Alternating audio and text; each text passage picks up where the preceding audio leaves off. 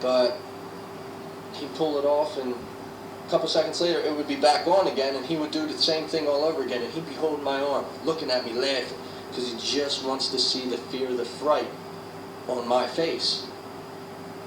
So in front of me stood this, only way I can describe it is a monster, and I'm talking like 4 foot wide, huge shoulders,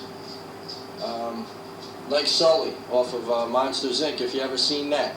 And that was a cool movie and all, but this guy was like evil, huge, big like that, huge,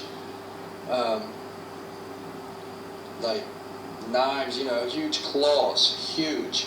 And these things, he would just go like this, wham, and come off from this side, and when he'd hit me, he'd just rip my stomach to shreds, and my whole insides would fall on the ground of the cave. And I'd look down, and you know, once again, you're shocked. How's this happening? You know, if it happens here, we're dead. But there, by the time he'd pull his hand back again, I was healed. And he would do it all over again, and he'd laugh at me. So the whole thing there, they wanted to laugh. They wanted to see your fear. They wanted to torture you. And they were content to do this forever. You absolutely knew that in your heart as you're there. But I remember cursing at him, saying, do you really think I give a F what you're doing? Think about it. On this earth, I'd run crazy from this guy.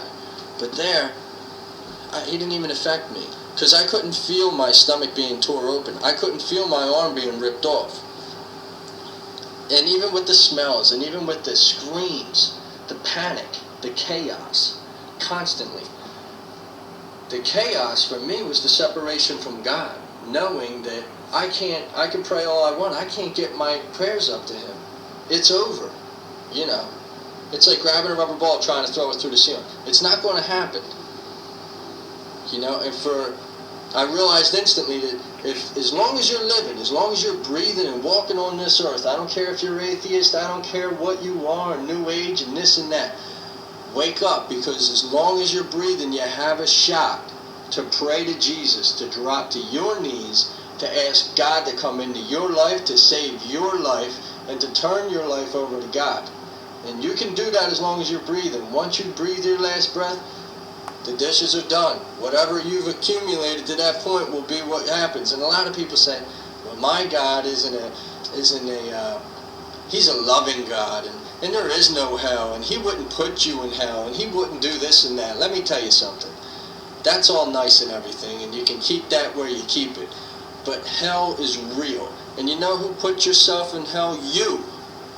Because you're shown how you lived. You see everything you've ever done. And why, as you know, as you see, you judge yourself. Well, I wasn't this good. I did this. I did that. He has a law for us to follow. And if you don't follow it, you're going to be in hell.